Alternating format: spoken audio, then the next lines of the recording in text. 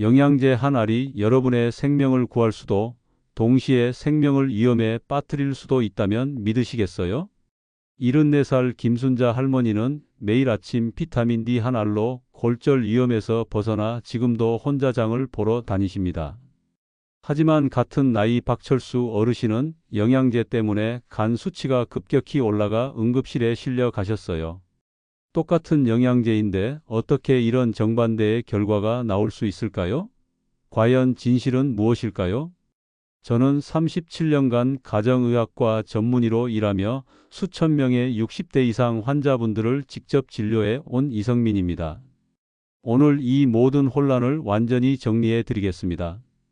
왜 같은 영양제가 어떤 분에게는 건강의 동반자가 되고 어떤 분에게는 돈만 낭비하게 만드는지, 심지어 어떤 분에게는 독이 되는지 그 비밀을 밝혀 드릴게요. 더 중요한 것은 여러분 각자의 몸 상태에서는 영양제가 필요한지 아닌지, 필요하다면 어떤 것을 얼마나 먹어야 하는지 명확한 답을 드리겠습니다. 중간에 영상을 끄시면 안 됩니다. 잘못된 정보로 계속 혼란스러워 하시다가 건강을 해치거나 괜히 돈만 낭비하실 수 있거든요. 먼저 구독과 좋아요부터 눌러주세요.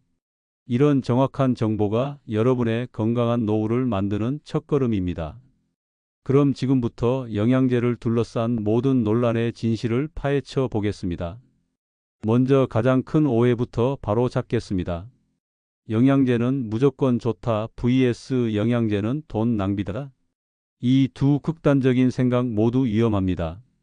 제가 37년간 진료하면서 깨달은 가장 중요한 사실은 이것입니다. 영양제는 양날의 검이라는 것이죠. 올바르게 사용하면 최고의 건강지킴이가 되지만 잘못 사용하면 간과 신장을 망칠 수 있습니다. 실제 제 환자 사례를 말씀드릴게요. 72살 정미숙 할머니는 건강 프로그램을 보시고 영양제 10가지를 한꺼번에 드시기 시작하셨습니다. 선생님, TV에서 좋다고 하던데요. 많이 먹으면 더 건강해지는 거 아니에요? 할머니의 말씀이었어요. 그런데 석 달 후 할머니는 심한 피로와 소화불량으로 다시 병원에 오셨습니다. 검사 결과 간 수치가 정상의 3배로 올라가 있었거든요. 영양제에 들어있는 여러 성분들이 간에 부담을 준 것이었습니다. 반대 사례도 있습니다. 68세 이동훈 어르신은 영양제는 다 사기라고 생각하셨어요. 먹을 것 잘 먹으면 되지 뭐 하러 비싼 돈 주고 약을 사 먹어요? 어르신의 판단이었습니다. 그런데 1년 후 어르신은 골다공증으로 허리 통증이 심해져 병원에 오셨고 검사 결과 비타민 D 수치가 심각하게 낮았습니다. 뼈가 약해져서 가벼운 충격에도 골절될 위험이 있었어요. 이 두 사례에서 공통점을 발견하셨나요? 둘 다 극단적인 선택을 하셨다는 것입니다. 한 분은 너무 많이 드시고 한 분은 아예 안 드셨어요. 그리고 둘 다 자신의 몸 상태를 정확히 파악하지 못했습니다. 여기서 중요한 교훈을 얻을 수 있습니다. 영양제 자체가 좋고 나쁜 게 아니라 누가 무엇을 얼마나 어떻게 먹느냐가 결과를 결정한다는 것이죠. 마이너스. 그럼 도대체 어떻게 구분해야 할까요? 내게는 영양제가 필요한 걸까요? 아니면 돈 낭비일까요? 이것을 판단하는 명확한 기준이 있습니다. 바로 여러분의 현재 건강 상태와 생활 습관입니다. 60대 이상에서 영양제에 대한 접근법은 크게 5가지 유형으로 나눌 수 있습니다. 첫째, 식사를 잘 하시고 건강하신 분들. 둘째, 식사량이 줄어들고 영양 섭취가 부족한 분들. 셋째, 특정 질환이 있으신 분들. 넷째, 약을 여러 가지 드시는 분들. 다섯째, 뼈와 근육이 약해진 분들. 각 유형에 따라 영양제에 대한 접근법이 완전히 달라져야 합니다. 이게 핵심입니다. 자, 그럼 먼저 가장 많이 물어보시는 질문부터 답해 드리겠습니다. 선생님, 영양제 안 먹으면 정말 문제가 생기나요? 음식으로 충분하지 않나요? 솔직히 말씀드리면 젊을 때는 음식만으로도 충분할 수 있습니다. 하지만 60대가 넘어가면 상황이 달라집니다. 왜 그럴까요? 첫째, 소화 흡수 능력이 떨어집니다. 위산 분비가 줄어들고 장의 흡수 기능도 약해져요. 같은 음식을 먹어도 젊을 때보다 영양소를 30%에서 50% 정도밖에 흡수하지 못합니다. 둘째, 식사량 자체가 줄어듭니다. 70살 이상 어르신들의 평균 식사량은 50대의 60에서 70% 수준입니다. 입맛도 없고 소화도 잘 안 되니까 자연스럽게 덜 드시게 되는 거죠. 셋째, 만성질환 때문에 식이 제한을 받으시는 분들이 많습니다. 당뇨가 있으면 과일을 줄여야 하고, 신장이 안 좋으면 단백질을 제한해야 하고, 고혈압이 있으면 짜게 먹지 말아야 하죠. 이러다 보면 영양 불균형이 생길 수밖에 없습니다. 실제 사례를 말씀드릴까? 75살 최영희 할머니는 당뇨와 고혈압을 앓고 계셨습니다. 선생님, 저 입맛도 없고 뭘 먹어야 할지도 모르겠어요. 이것도 안 되고 저것도 안 된다고 하니까 그냥 밥 조금씩만 먹게 돼요. 검사를 해보니 비타민 B와 D 그리고 칼슘이 모두 부족한 상태였습니다. 근육량도 심각하게 줄어 있었고요. 이런 상태로 계속 가시면 낙상 위험이 크게 높아집니다. 제가 할머니께 적절한 영양제를 권해드렸어요. 비타민 D, 칼슘, 그리고 종합 비타민 이렇게 세 가지만요. 6개월 후 할머니는 기력이 돌아오셨고 근육량도 조금씩 회복되셨습니다. 선생님 덕분에 요즘은 손주들 돌보는 것도 힘들지 않아요. 할머니가 웃으시며 말씀하시던 모습이 아직도 기억에 남습니다. 반대로 영양제가 필요 없는 경우도 있습니다. 63세 강민호 어르신은 매일 3끼를 꼬박꼬박 챙겨 드시고 채소도 충분히 드셨어요. 산책도 매일 30분씩 하셨고요. 선생님, 주변에서 다들 영양제 먹으라고 하는데 저도 먹어야 하나요? 검사 결과를 보니 모든 영양소 수치가 정상이었습니다. 이런 경우에는 굳이 영양제를 드실 필요가 없어요. 어르신은 식사를 너무 잘 하시니까 영양제는 필요 없습니다. 지금처럼만 드세요. 여기서 핵심을 정리하면 이렇습니다. 영양제가 필요한지 아닌지는 내 몸 상태를 정확히 알아야 판단할 수 있다는 것이죠. 마이너스. 그럼 이제 많은 분들이 가장 걱정하시는 부분을 다뤄보겠습니다. 선생님, 영양제 많이 먹으면 간이 나빠진다는데 정말인가요? 네, 사실입니다. 하지만 모든 영양제가 다 그런 건 아니고 적정량을 지키면 안전합니다. 문제는 과다 복용입니다. 최근 제가 진료한 70세 한영자 할머니 사례를 말씀드릴게요. 할머니는 건강에 관심이 많으셔서 이곳저곳에서 권하는 영양제를 다 사 드셨어요. 종합 비타민, 오메가3, 비타민 D, 칼슘, 유산균, 루테인, 코엔자임 Q10, 홍삼, 밀크시슬, 글루코사민, 콘드로이친까지 무려 11가지였습니다. 선생님, 좋다는 건 다 먹어야 하는 거 아니에요?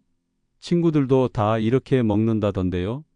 석 달 후 할머니는 극심한 피로감과 식욕 부진으로 병원에 오셨습니다. 검사 결과 간 수치가 정상의 5배로 치솟아 있었어요. 영양제를 모두 끊고 치료를 시작했고 다행히 석 달 만에 회복하셨습니다. 왜 이런 일이 생긴 걸까요? 간은 우리 몸의 해독기관입니다. 영양제도 결국 간에서 처리되는데 너무 많은 종류를 한꺼번에 먹으면 간이 감당을 못하는 거예요. 특히 60대가 넘으면 간 기능도 젊을 때의 70% 수준으로 떨어집니다. 여기서 중요한 원칙을 말씀드리겠습니다. 영양제는 3가지에서 5가지를 넘기지 마세요. 그리고 반드시 필요한 것만 드셔야 합니다. 그럼 어떤 영양제가 위험할까요? 지용성 비타민인 A, D, E, K는 몸에 축적되기 때문에 과다 복용하면 위험합니다. 특히 비타민 A를 과다 복용하면 두통, 어지러움, 심하면 간 손상까지 올 수 있어요. 68세 정동욱 어르신은 눈 건강에 좋다는 말을 듣고 비타민 A를 하루 권장량의 3배씩 6개월 동안 드셨습니다. 결과는 어땠을까요? 간 수치 상승과 함께 두통이 심해져서 병원에 오셨어요. 선생님, 좋은 거 먹는데 왜 이렇게 몸이 안 좋아졌을까요? 좋은 것도 과하면 독이 됩니다. 이게 핵심이에요. 반대로 수용성 비타민인 비타민 C나 B군은 몸에 축적되지 않고 소변으로 배출되니까 비교적 안전합니다. 하지만 이것도 너무 많이 먹으면 설사나 소화불량이 올 수 있어요. 철분제도 조심해야 합니다. 특히 남성 어르신들이나 폐경 후 여성분들은 철분이 과다하면 오히려 심장과 간에 해롭습니다. 검사도 하지 않고 무작정 드시면 안 돼요. 72세 이병호 어르신은 피곤하다는 이유로 철분제를 1년 넘게 드셨는데 검사해 보니 철분 수치가 과다한 상태였습니다. 간 수치도 올라가 있었고요. 철분제를 끊으신 후에야 정상으로 돌아오셨어요. 여기서 여러분께 꼭 드리고 싶은 조언이 있습니다. 영양제를 시작하기 전에 반드시 피 검사를 받으세요. 내가 정말 부족한 게 뭔지 확인하고 그것만 보충하시면 됩니다. 아니, 비싼 돈 주고 검사까지 해야 하나요? 라고 물으실 수 있습니다. 네, 꼭 하셔야 합니다. 필요 없는 영양제에 돈 쓰는 것보다 검사비가 훨씬 저렴하고 무엇보다 건강을 지킬 수 있거든요. 그럼 이제 구체적으로 어떤 영양제가 60대 이상에게 정말 필요한지 알려드리겠습니다. 마이너스. 첫 번째, 비타민 D입니다. 이건 거의 모든 60대 이상 어르신들에게 필요하다고 봐도 과언이 아닙니다. 왜 그럴까요? 나이가 들면 피부에서 비타민 D를 만드는 능력이 젊을 때의 절반 이하로 떨어집니다. 게다가 실내에서 생활하시는 시간이 많아지면서 햇빛 노출도 부족하죠. 실제로 65세 이상 어르신들의 80%가 비타민 D 부족 상태라는 연구 결과도 있습니다. 비타민 D가 부족하면 뭐가 문제일까요? 뼈가 약해져서 골다공증이 옵니다. 근육도 약해져서 넘어질 위험이 높아지고요. 면역력도 떨어집니다. 최근 연구에서는 치매 예방에도 도움이 된다고 해요. 71세 박순래 할머니는 요통이 심해서 병원에 오셨는데 검사해 보니 비타민 D 수치가 심각하게 낮았습니다. 뼈 밀도도 많이 떨어져 있었고요. 할머니, 비타민 D가 너무 부족하세요. 이대로 가시면 가벼운 충격에도 골절될 수 있어요. 비타민 D 보충제를 6개월 드신 후 할머니는 허리 통증도 많이 좋아지셨고 기력도 돌아오셨습니다. 지금은 혼자서 시장도 다니시고 친구분들과 등산도 가십니다. 비타민 D는 하루 1000IU에서 2000IU가 적당합니다. 더 많이 드시면 칼슘이 과다해져서 신장 결석이 생길 수 있으니 주의하세요. 두 번째, 칼슘입니다. 하지만 이건 조심해야 합니다. 무조건 먹는 게 능사가 아니거든요. 칼슘은 뼈 건강에 필수적이지만 과다 섭취하면 혈관에 쌓여서 동맥경화를 일으킬 수 있습니다. 특히 심장 질환이 있으신 분들은 의사와 꼭 상의하셔야 해요. 그리고 칼슘은 비타민 D와 함께 드셔야 흡수가 잘 됩니다. 칼슘만 따로 드시면 흡수율이 20에서 30%밖에 안 돼요. 하루 권장량은 700에서 1000mg입니다. 우유나 멸치, 두부 같은 음식으로 어느 정도 섭취하시니까 영양제로는 400에서 600mg 정도만 보충하시면 됩니다. 세 번째, 비타민 B12입니다. 이것도 매우 중요해요. 60대가 넘으면 위산 분비가 줄어들면서 비타민 B12 흡수가 잘 안 됩니다. 특히 위장약을 오래 드신 분들은 더욱 부족하기 쉬워요.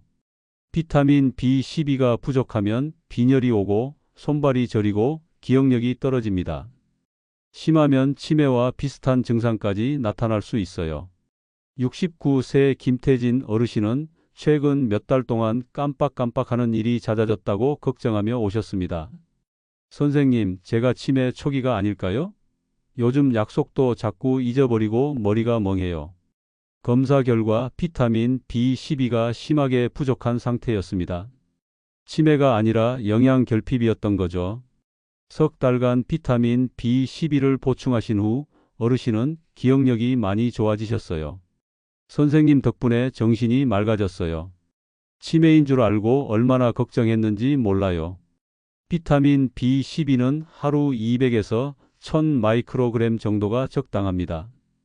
네 번째, 오메가3입니다. 이건 심장과 혈관 건강에 좋습니다. 혈액순환을 개선하고 혈전을 예방하고 염증을 줄여줘요.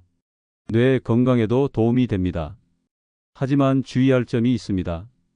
혈액 응고 억제제를 드시는 분들은 오메가3가 출혈 위험을 높일 수 있어요. 수술 전에도 2주 정도는 끊으셔야 합니다. 73세 최경숙 할머니는 혈액순환이 안 좋아서 손발이 차고 저리다고 하셨어요. 오메가3를 6개월 드신 후 증상이 많이 개선되셨습니다. 하루 1000에서 2000mg 정도가 적당하고 생선을 일주일에 2~3번 드시면 영양제는 필요 없을 수도 있어요. 5번째, 종합 비타민입니다. 이건 식사를 제대로 못 하시는 분들에게 필요합니다. 하지만 건강하시고 식사를 잘 하신다면 굳이 필요 없어요. 마이너스. 이제 정말 중요한 부분을 말씀드리겠습니다. 약과 영양제의 상호작용입니다. 이걸 모르고 드시다가 큰 문제가 생기는 경우가 많거든요.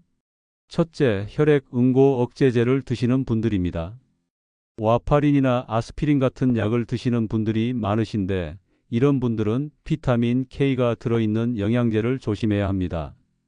비타민 K가 약 효과를 떨어뜨려서 혈전이 생길 수 있거든요.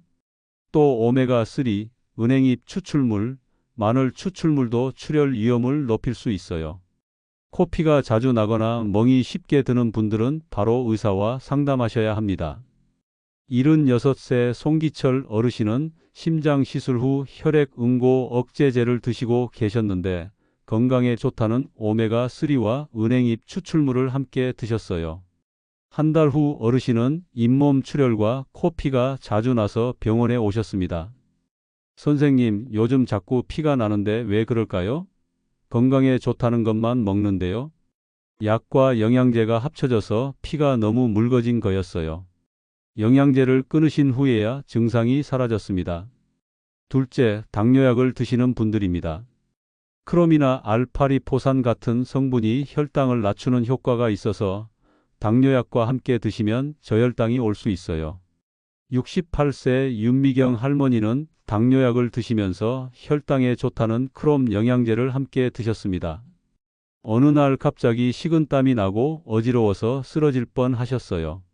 혈당이 너무 떨어진 거였죠. 할머니, 영양제 때문에 저혈당이 온 거예요. 당뇨약만으로도 충분하니까 영양제는 끊으세요. 셋째, 혈압약을 드시는 분들입니다. 칼슘 보충제가 일부 혈압약의 효과를 떨어뜨릴 수 있어요. 특히 칼슘 채널 차단제라는 혈압약을 드시는 분들은 주의하셔야 합니다. 또 감초가 들어있는 한방 영양제는 혈압을 올릴 수 있어요. 고혈압 환자분들은 절대 드시면 안 됩니다. 넷째, 갑상선 약을 드시는 분들입니다. 칼슘이나 철분을 갑상선 약과 함께 드시면 약 흡수가 떨어져요. 최소 4시간 간격을 두고 드셔야 합니다. 70세 박정혜 할머니는 갑상선 기능 저하증으로 약을 드시고 계셨는데 칼슘제를 아침에 갑상선 약과 함께 드셨어요. 석 달 후 검사에서 갑상선 수치가 조절이 안 되고 있었습니다. 할머니, 칼슘을 갑상선 약이랑 같이 드시면 안 돼요. 점심때나 저녁때 드세요. 복용 시간을 바꾸신 후 갑상선 수치가 정상으로 돌아왔습니다. 다섯째, 항생제를 드시는 분들입니다. 칼슘, 마그네슘, 아연, 철분이 항생제 흡수를 방해합니다. 항생제 드실 때는 이런 영양제를 일시적으로 끊으시는 게 좋아요. 여기서 중요한 원칙을 말씀드립니다. 약을 3가지 이상 드시는 분들은 영양제를 시작하기 전에 반드시 의사나 약사와 상담하세요. 약국에서 영양제 살 때도 제가 이런 약을 먹는데 괜찮을까요? 꼭 물어보셔야 합니다. 그리고 새로운 증상이 생기면 바로 알려주세요. 어지럽거나 소화가 안 되거나 피가 나거나 이상한 느낌이 들면 영양제나 약 때문일 수 있거든요. 그럼 이제 현명한 영양제 선택법을 알려드리겠습니다. 첫째, 건강검진 결과를 확인하세요. 내가 정말 부족한 영양소가 뭔지 알고 그것만 보충하세요. 혈액 검사로 비타민 D, B12, 철분, 엽산 수치를 확인할 수 있습니다. 둘째, 의사나 약사와 상담하세요. 내가 먹는 약과 상호작용이 없는지, 내 건강 상태에 맞는지 확인하세요. 셋째, 식품의약품안전처 인증을 받은 제품을 선택하세요. 인증 마크가 있는지 꼭 확인하세요. 넷째, 용량을 확인하세요. 하루 권장량의 100%에서 150% 정도가 적당합니다. 1000%, 2000% 이렇게 과다한 건 오히려 위험해요. 다섯째, 복합 제제보다는 단일 제제를 선택하세요. 이것저것 다 들어있는 제품보다는 필요한 성분만 들어있는 게 좋습니다. 65세 서영희 할머니는 제 조언대로 검사를 받으신 후 꼭 필요한 영양제만 선택하셨어요. 비타민 D와 칼슘, 비타민 B12 이렇게 세 가지만요. 선생님, 친구들은 10가지씩 먹는데 저는 3가지만 먹어도 될까요? 할머니는 이것만 필요하세요. 나머지는 식사로 충분히 섭취하시고 계세요. 6개월 후 할머니는 건강검진 결과가 모두 좋아졌고 돈도 아끼고 몸도 편해지셨다고 하셨어요. 여기서 제가 강조하고 싶은 것은 이것입니다. 영양제는 많이 먹는다고 좋은 게 아니라 필요한 것만 정확히 먹는 게 중요합니다. 그럼 영양제를 먹을 때 주의사항을 정리해 드릴게요. 첫째, 식후 30분 이내에 드세요. 지용성 비타민은 음식의 지방과 함께 흡수되니까 식후가 좋습니다. 둘째, 철분제는 공복에 드시는 게 흡수가 잘 되지만 속이 불편하면 식후에 드셔도 됩니다. 대신 커피나 녹차와는 2시간 이상 간격을 두세요. 카페인이 철분 흡수를 방해하거든요. 셋째, 칼슘은 한 번에 500mg 이상 먹지 마세요. 많이 먹어도 흡수가 안 되고 그냥 배출됩니다. 아침, 저녁 나눠서 드시는 게 좋아요. 넷째, 유산균은 아침 공복에 드시는 게 좋습니다. 위산이 적을 때 살아서 장까지 가거든요. 다섯째, 물과 함께 드세요. 우유나 주스는 영양소 흡수를 방해할 수 있어요. 72세 안병수 어르신은 영양제를 항상 커피와 함께 드셨어요. 철분제, 칼슘제 모두 아침 커피와 함께요. 선생님, 그냥 편한 대로 먹으면 안 되나요? 어르신, 그렇게 드시면 흡수가 안 돼서 효과가 없어요.